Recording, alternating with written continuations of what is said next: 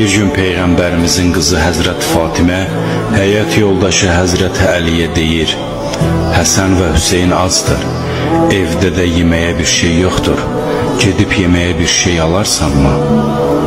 Həzrət Əli əleyhissalamın cəmi 6 dirhəmi var idi. Yemək almaq üçün evdən çıxıb bazara yollandı. Lakin yolda 2 nəfərin dalaşdığını görüb onlardan soruşdu: Niyə dava edirsiniz? Allahın dünyadakı əzəmətini və nemətlərini düşünmək əvəzinə niyə bir-birinizlə vuruşursunuz? Dava edənlərdən biri digərindən 6 dirhəm alacağını söylədi. Həzrət Əli əleyhissalam cibindən 6 dirhəm çıxarıb borc sahibinə verib evə əliboş qayıtdı.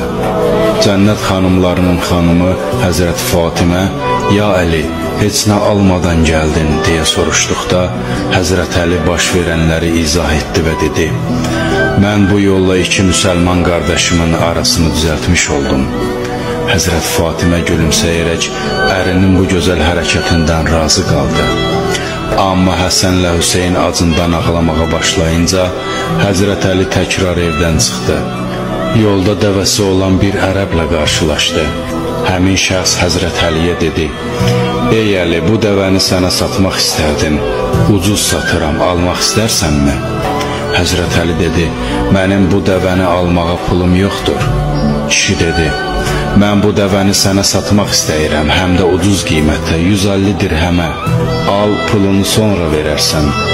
Həzrət Əli dəvəni aldı, bir xeyli getmişdi ki, yolda başqa bir nəfərlə rastlaşdı. Həmin şəxs Həzrət Əliyə deyir: Ya Əli, bu nə gözəl dəvədir, bu dəvəni mənə satarsanmı 300 dirhəmə alaram.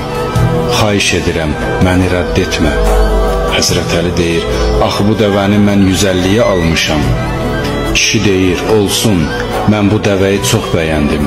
Beləliklə Həzrət Əli dəvəni həmin kişiyə satır və bu alqı-satqıdan xeyli gəlir əldə edir. Həzrət Əli bazara gedib yemək alır və evinə qayıdır. Daha sonra Allahın Rəsulunun huzuruna gəlir. Allahın Rəsulu onu təbəssümlə qarşılayır. Mənə o dəvənin hekayəsini danışa bilərsənmi? Bu necə baş verdi? Dedi. Həzrət Əli də başına gələnləri bir-bir danışır. Allahın Rəsulu buyurur: Ya Əli, bilirsənmi dəvəni sənə satan və səndən alan kim idi? Həzrət Əli deyir: Xeyr, ey Allahın Rəsulu. Peyğəmbərimiz buyurur: Ya Əli, sən ki 2 nəfəri barışdırdın, bu əməlinə görə Allah Taala o dəvəni mələk Cəbrail vasitəsilə sənə satdı və mələk Mikail vasitəsilə də səndən aldı. Ya Əli, hər kim 2 nəfəri barışdırar və onların arasını düzəldib ixtilaflarını aradan qaldırarsa, o məndəndir.